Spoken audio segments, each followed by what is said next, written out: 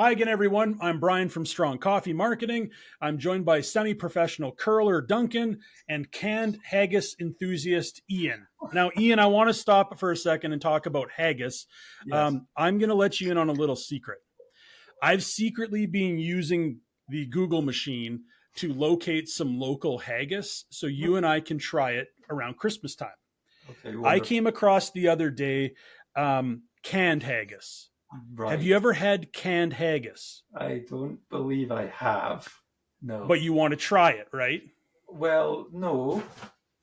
Perfect. It Well, depends let if me you've already let purchased me it. understand this. So it's like a sheep's stomach that they then stuff into a can, or is it just the I insides of the stomach that are in the can? Like, what do you get? I'm very curious about this canned haggis. So There's only one way to find out, my guys. goodness. So I think it's happening.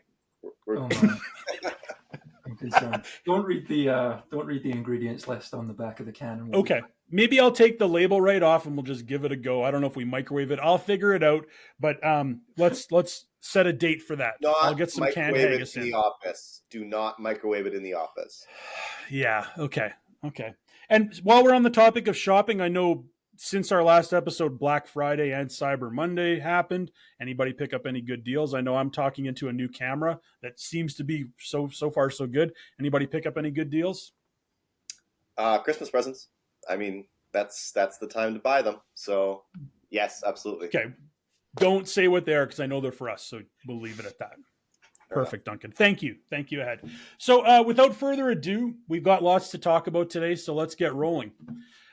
This was big in the news this past week. A recent investigation has uncovered that Sports Illustrated has been publishing articles with AI-generated authors, complete with fake biographies and headshots. The strategy involved creating phony writers with fabricated backgrounds and expertise to create AI-generated buying guides containing affiliate links. The AI personas were periodically replaced with new ones, often accompanied by removing the previous content. This revelation follows a trend in various media organizations attempting to utilize AI tools, resulting in embarrassing errors and ethical concerns.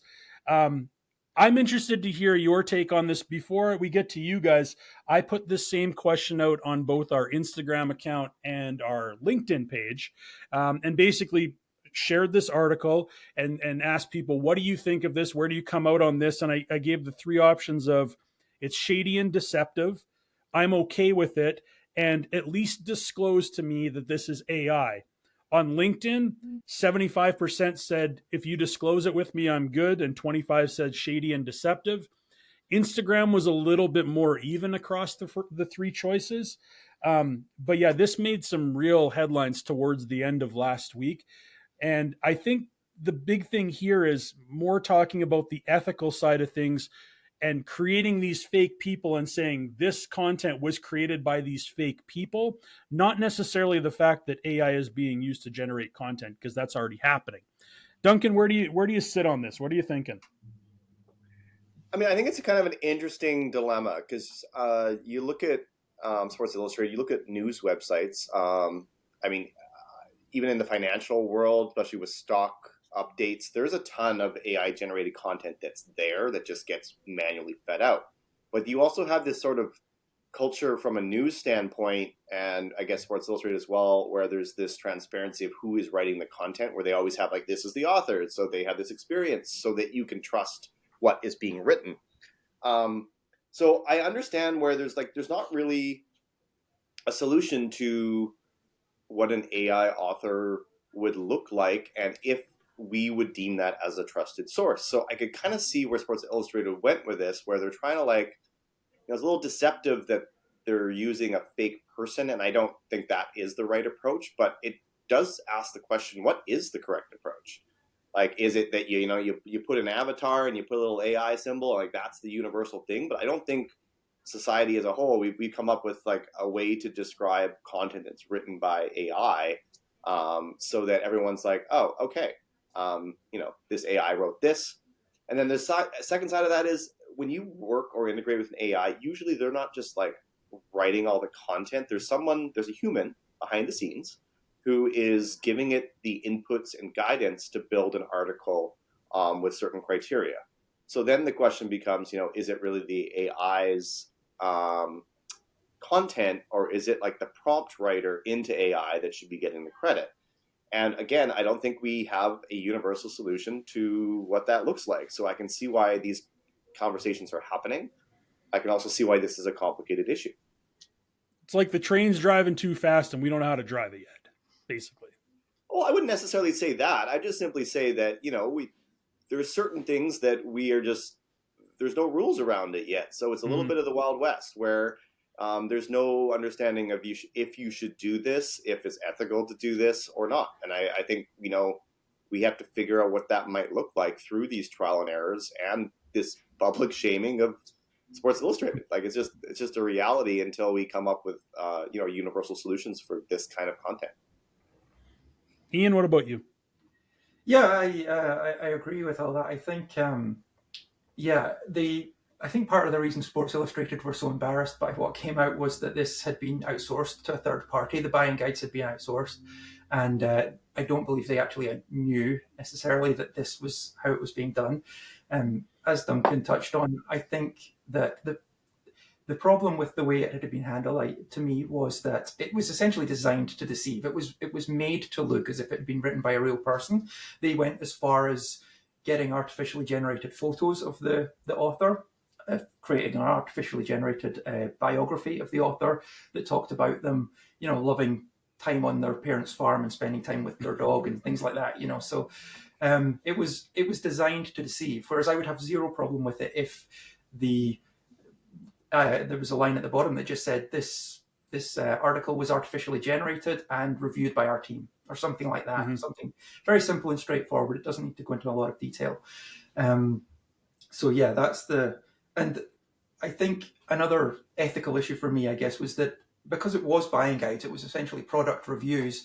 And as advertisers, we know that reviews are powerful things. People are more likely to be influenced by others who are like them, who like the things they like, which is why things like Amazon reviews are so powerful.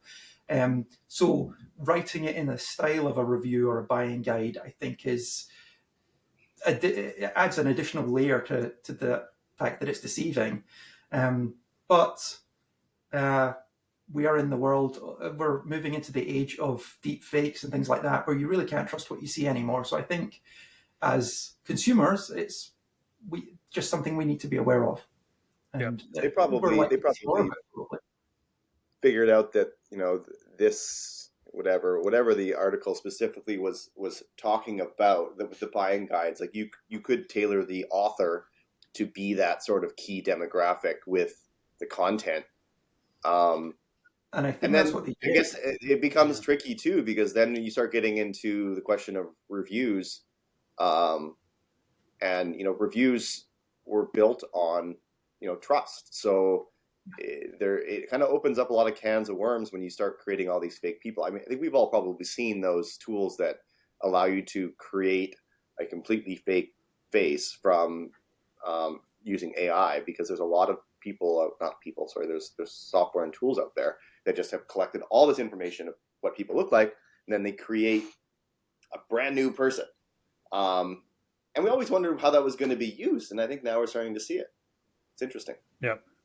No, and I agree that to Ian's point too, if you would have just simply put a line at the bottom without the author stuff, this was generated by AI but reviewed by our staff, then at least people can read it and they can see that and they can make their own determination on whether or not they want to believe it. But the fact that you tried to make up fake people that created this content, that to me is totally not where this needs to go. I know there's going to be really amazing uses for AI, and there already are. This was just the one where it was like, you shouldn't have done that though. You didn't need to trick us like that. Yeah. If they would have just put that line at the end, I don't think we'd be having this conversation right now. Mm-hmm. All right. And Iain, you were 10 seconds away from getting the horn used on you. Somebody mentioned to me the other day, they said, how come you've never used the horn on Iain? Well, because he follows the rules. That's why Iain has never had the horn used on him. So keep that in mind. That was close. I had the finger ready to hit the trigger, but I didn't have to. Okay. All right. I want to go to the mailbag. And you might be like, Brian, we don't have a mailbag. Well, guess what? We do now. This is where the questions are real, but the names and locations are fake. We get a lot of questions all the time when we're From out AI speaking, generated etc. people. Yeah, these are AI generated questions. No, they're not. Yes. Real questions. The people are fake, and we're disclosing that ahead of time. So this one comes in from Hector, who lives in Tucson. Duncan, you ever been to Tucson? You're a Phoenix guy, right? You've never been down to Tucson? I've been to Phoenix and Scottsdale to play some golf. That's about it. But never down to Tucson. Okay, next time you're down there, find Hector. Hector says, hey guys, long time listener, first time emailer, which is somewhat surprising because we've only had 2 episodes. So Hector's been with us since the very beginning, obviously. I'm promoting a local theater production here in April, but I don't know where to start. From a digital marketing perspective, what are some things that I should be doing? So we market a lot of events. It's one of the big things we do. We do a lot of work in tourism, especially. And I think there's a whole bunch of different tips we can offer poor Hector here in Tucson. Who wants to start? Iain, you want to start? Sure. Yeah. So something that we have done with a number of our clients, which I think has been really good for generating interest ahead of the event, is to promote it to, if you have a local audience who would be attending, you can generate some traction by either having a contest or the possibility to win free tickets, ask a question, something like that, and ask for feedback essentially from your audience by getting that engagement. And that really sort of can help. People will, talk to their friends about it, tag their friends in social posts, things like that. And it can really just help generate that traction ahead of the event. And hopefully, even if it's a contest, whoever doesn't win now knows when it is, what they, Yep. and they're aware of tickets and will hopefully be interested to attend anyway. Yep. No, and that's a really good one. Anything you can do to generate interest ahead of time, keeping in mind too that you want to generate interest, and I know Iain, because you work with a lot of our clients on the contesting side, getting that contest far enough out, right? Like if you're doing a contest the day before the event, you've kind of lost that ability to get other people that might be interested in it because they want to know if they won, and then they don't buy tickets anyways. Yeah, so, absolutely. That's a very good one. If it is a contest, let it run enough time. So maybe you want to do this 3 weeks ahead of your event, for example. Yeah. Let it run for a week or a little longer, then make an announcement of who the winner is, if there's, a prize and things like that. And then they wait till the very last minute to let you know that, I'll take the tickets. That's happened before. Absolutely, yes. So, so as you say, give it time. But yeah, about 3 weeks ahead of the event is good. But if you can get it out even earlier to let people know the date and things like that, even better. And further to that point too, on dates, I think one of the best tips is simply, as soon as you know when your event is, even if you only know the basic details like the venue and the date, get that out there right now on an event page on your website or what have you. You can always add to that later, because if you think about search engines and people come through search engines to find what's going on, the sooner you can get that basic information out, the sooner the search engines can find it and then index it. The worst thing you can do is wait till you have all of your details ready to go and then put them up, because then you might be like 3 or 4 weeks out from your event. You've lost a major opportunity. You've lost a lot of runway to actually gain some traction ahead of time. Don't be paralyzed because you don't have all the nitty gritty details. Get what you have up and then build it out from there. Duncan, what about you? You advertise a lot of events. Yeah, I mean, when it comes to events, there's a lot of different approaches. I think it's really about getting it out to as many people as possible. So, there's things you can do on things like Google My Business where you can post events. Obviously, posting it on your website, smart. There's also a ton of directories. Like any city you're in will have like a local events directory that you probably could sign up for free to get your event on there. Kind of like it's just like link building. Eventbrite. You can put free events on Eventbrite, and it's a kind of directory for events for the public. There's also things for specific bands that there's different apps for different types of exposure, and you can sign up for free to get your event on there. But for me specifically, and the question, advertising is probably the easiest way. social media seems to do really well with promoting events, easily shareable content. So like you can't necessarily share stuff as easily on Google. So that's why social lends really well to event promotion. We kind of, depending on the type of event, we do usually give us about a month of leeway up to about 6 weeks.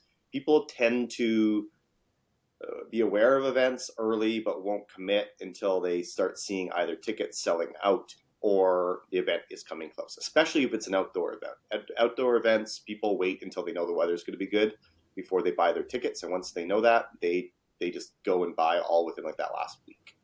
So a lot of little suggestions in there, but it really comes down to the specific event and details like that.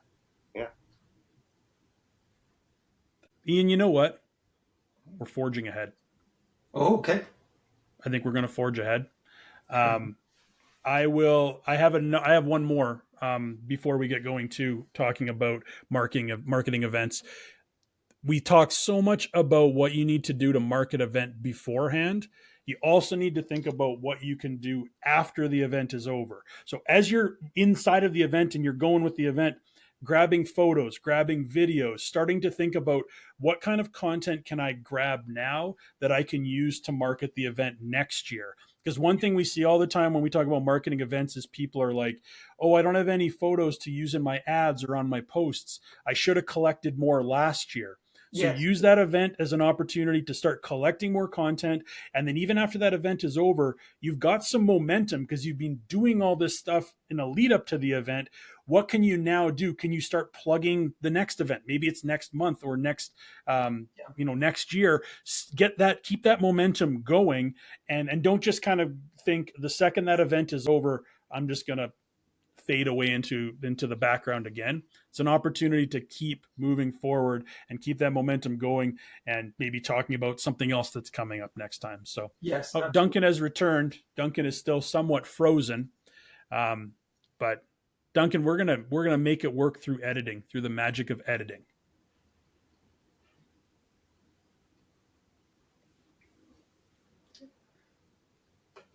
And he's not there again. So you know what? Let's keep going. Okay. We're gonna move on. I could have buzzed myself there, and I didn't. Oh, That's yes. the power I have when I'm the buzzer guy. On the comment you just made there, Brian, as well. Yes, I completely agree about that. Capturing all the tools you'll need for the following event during this one, but also it's an opportunity to don't forget to take note of who your customers are. If you want to create a mailing list, things like that, find out information about your customers that lets you keep in touch with them, whether it's encouraging them to follow you in certain locations, getting their Twitter handles or X handles, I should say, or their email addresses, things like that, so that you have a means to direct market to an audience that you know is already interested in the services, shows, products, whatever it is that you provide. Well, because to your point, when the event's actually happening, you get to see your audience. Yeah. You get to see them. You get to see who they are and be like, these are the kind of people we need to market to next year because of I can see them. They came this year. Absolutely. They're going to come next year. All right. Anything to add, Duncan? Pick the free channels first is what I was trying to get at. You have a lot of, or you should have a lot of people that kind of follow you. So e-newsletters, your website, social media channels, that is the easiest and cheapest, it's free, way to drive interest. Yep. After that, ads, or even like we do it in Vancouver here, we have all these little billboards of events that get posted around the city with little like leaflets. Go where your people are. And that's probably the best recommendations I have. But ads are always a fun way to do it. And like I say, social's the way to go. And depending on the event, there's some different strategies that you can deploy to make it more effective. Hector will sell out his theater event now, thanks to us. You are welcome, Hector, in Tucson. We're going to finish today with something a little bit different. We sometimes rant on things when we're not live on camera like this. And I wanted to give everybody 1 minute, and I'm going to be very aware of the 1 minute, and I've got the horn ready to go. But something that we work with every day, Meta, whether it be Facebook or Instagram, advertising on Facebook or Instagram, and Threads has started to make its way in there as well. I want to give each of us 1 minute to share your praise, your rants, anything you want to talk about as it relates to Meta. Consider this your 1 minute open letter to the folks at Meta. What would you tell them if you had 1 minute to talk to them? Duncan, you work with advertising on Meta daily. I'm going to let you start. Golly. Meta's major innovation was Facebook, and then since then they've kind of just like bought their way into more tech markets. So they bought Instagram, they bought WhatsApp, and then they came out with Threads, which clearly it was meant as a copy of Twitter. So I do feel like a lot of their business model is kind of just copying what is the latest and greatest that's out there. Now, from an advertising perspective, I feel like they could do a lot better with targeting. I mean, they used to use Facebook inputs to give advertisers an opportunity to target people, but they have a larger breadth of networks now, kind of like Google does. Google has this thing called Performance Max, where it touches on multiple networks and multiple touch points. But Meta hasn't really adopted that yet, and their targeting is kind of poor in comparison. So I feel like they could be doing better. They probably could be making more money from an advertiser's perspective if they took a more holistic approach to things. I just want to say I'm not done. Finish your rant, Duncan. Simply that this new Meta Quest thing in the VR space, I think it has some potential, and I haven't seen anything like it before. So I'm excited to see where that goes for them, because it is an interesting new product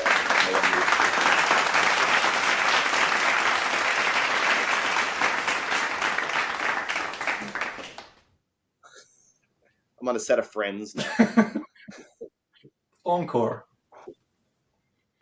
That was the audience being great job on the 1 minute rant that went 120.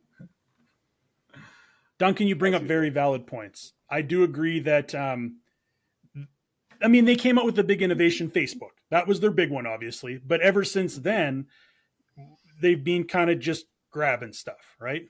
And on the side you're talking about at the very end, I do think there's some potential. It's whether or not people are willing to adapt to that. I don't know yet. No idea. And they don't know either. Anything else you want to add? Yeah, no, that's kind of the thing. Where's it going, right? I don't know. Yeah. Iain, you've got 1 minute. You've seen that the crowd wants 1 minute. Your 1 minute rant on Meta starts now. It's not really a rant, nor is it really an open letter. I just think I've been a bit down on Meta recently and wanted to, in past episodes perhaps, and wanted to try and be more positive. So as we just talked about, Facebook was the sort of OG, and I think, to give it its credit, it has stood the test of time. It's still around all these years later, 15 plus years later, I think now. And it does offer a good tool to people in a way that you can stay connected to people that perhaps you wouldn't be in contact with regularly. And I think that is a good thing to offer people. It's like you lose contact details, people change their phone number, things like that, but it's easy to keep in touch with people on Facebook. So the fact that it stood the test of time, I think, does give people a tool they can use there.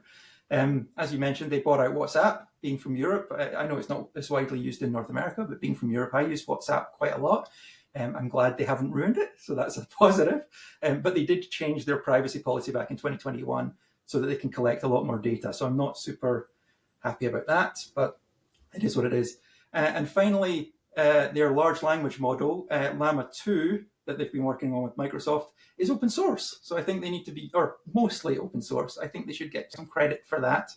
If anyone had asked at the start of the year who would be... Thank you. I was going to say, yeah, at the start of the year, I don't think anyone would have sort of thought that Meta would be one of the companies that was carrying the torch for open source in AI. But with all we've seen at OpenAI itself, which is no longer, although it's still aiming to be not for profit. It's not open source anymore. So the fact that Facebook or Meta, sorry, is doing that, I think it deserves props. I mean, And Iain, I agree with Quest? what you're saying. I was going to say, have you seen the Meta Quest? They're trying to turn real life into a bit of a video game, which is interesting. An interesting take on things, because like you could see the. I mean, if you ever watch Ready Player One, that's really about taking life but making a new life in this kind of not AI, but gaming environment. Now, this is sort of like almost gamifying real life, which reminds me a lot of that Pokemon Go, but literally it's like with glasses. So I think it could be interesting. It could be dangerous. I'm curious to see where it's going to go, to be completely honest. It reminds me, like Minority Report is another example. So it really is touching on a lot of these sci-fi movies that we've seen. And I think there's going to be a pretty good amount of interest in it, as long as people are okay with integrating with technology. Now, you look at what Elon's doing with tying things into your brain, and you're like, I'd rather have a pair of goggles on than getting surgery. So maybe that will be the ethical question that comes next, is like, yeah, well, we don't want Elon Musk's technology in our brains, but I'm okay with putting glasses on that allow me to see the world a little bit more gamified. Yes. Iain, you mentioned something in there about, well, I'm going to start my rant, but I have the timer, but I wanted to talk about Iain's point first. I like, Iain, when you talked about how they've kind of just stood the test of time, right? Yeah. And they remind me a lot of, if you're a sports fan, there's always that team that no matter how bad you think they're going to be, or if they're finally failing now, they somehow find a way to stay on top. That's kind of what Meta's done, right? Like, just when you think, oh, Facebook's finally going downhill, or young people are leaving Facebook, or Instagram's starting to lose its edge, or whatever the case may be, they somehow figure out a way to pop back up to the top. Mm-hmm. And that's a credit to them to be able to just stick with it as long as they have. And they've watched so many other businesses and platforms fall to the wayside, but here they are. They're still there, right? So I think credit to them there. Yeah, I think part of that comes down to Facebook offered people a reason to keep coming back to it. And the thing that Duncan mentioned about, more recently, their approach has been more to just copy whatever the latest trend is. And it's like, well, what's the reason people are going to come to you rather than just default back to whatever they're already using? Whereas Facebook did give them that reason to keep coming back. And I think that's important. They've lost their way a little bit, I think. Consider more. Sorry? Yeah. So they've lost their way a little bit, I think. They're trying to keep up with the Joneses versus their own thing. Yeah. I agree. Yeah. But as history shows us, they'll lose their way a little bit, then guess what's going to happen? They're going to pop right back up to the top again, like they always do. So, we'll see how this podcast ages. Yeah. All right, my rant. I'm going to start the timer. I'm being fair. I've never buzzed myself, but I want to be fair. I'm a fair guy. Can't wait. Even though I gave Iain like a minute 20, but I'm fair. All right, Meta, I'm bringing my microphone up here. Let's have a chat. I've been with you for the long haul. I started managing a Facebook page in 2008. I think they came out in 2007. We've been together for a long time, and I appreciate all you've done. But you know what I don't like, and it really bothers me, and it bothers people that I talk to? You just tend to make things really difficult on all of us. I don't know how many times I've had to sit there and try to explain to a client how to get into their Meta Business Suite because somebody 5 years ago started it for them and then they left the company and now they're locked out of their page or they can't add new admins to their page. If you could just make things a little bit easier for us, we'd be happy. Do I use Facebook every day personally? No, but I appreciate what you've done. But the fact that you just make things that little bit of extra difficult for us, it makes it really, really hard to stick around. So keep doing what you're doing, but let's just focus a little bit more on cleaning up the little things, making it easier for people to do things. And I think in the long run, we'll be okay. was That's very my sad. rant on Meta. Just, yeah. Just, I had to do it to myself because if I didn't, you'd call me a phony. But no, I just think, I wish I Iain, control that. I don't. That's why you don't. I could easily give you access to the horn, but I don't. So, and Iain, how many times have we had calls with people that are having trouble with their Meta business? This is another thing. Meta Business Suite, Meta Business Profile, Meta Business Account. The names change all the time too, which makes it really fun. Business manager. But how many times have we had conversations? Business manager, where are we at with it? How many times have we had conversations with people where they can't figure it out and there's nowhere else to turn to help because they're so confused? It's certainly too numerous to count. Yeah. And I think even having tools for the people that are setting it up to more understand better how to set it up properly, rather, because as you say, the situation that we've come across so often is person A sets it up, 3 years later, person A leaves the organization and no one else knows anything about it. And then, it comes to the day where the new employee needs to sign in and take over, and the keys to the castle are left with the previous employee or the previous agency or whoever happens to have set it up. So I think understanding that a lot of the time the people that are going to be setting these things up perhaps aren't experts in that kind of domain, and giving them real step-by-step guides would be great. Yeah, it is. The bonus is I've never used the term keys to the castle more than I have when trying to explain Meta to clients. And I think that's kind of a fun term to use, keys to the castle. So that's kind of been interesting. All right. So thank you very much to you guys for hopping on again. It was fun. Duncan had some internet trouble because I think somebody was using the microwave, which is a real thing at Duncan's place, which is actually quite entertaining. That's all for today. Thank you so much for tuning in. We're having a lot of fun. What's that? It's the same frequency. It's 2.4 gigahertz. And the microwave upsets it. I don't know. We live in an old house. I would have preferred it, Duncan, if when you came back. I would have preferred it if when you came back. If I had had a hot bowl of food, no one would have been complaining. Just sabotage yourself for the sake of your stomach would have been an incredible move and would have been worthy of a clip to go on social.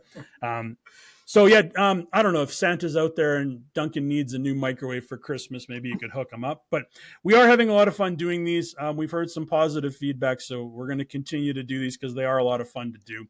Appreciate all your support. Now, guys, let's get back to work. Have a fantastic week, everyone. Thanks.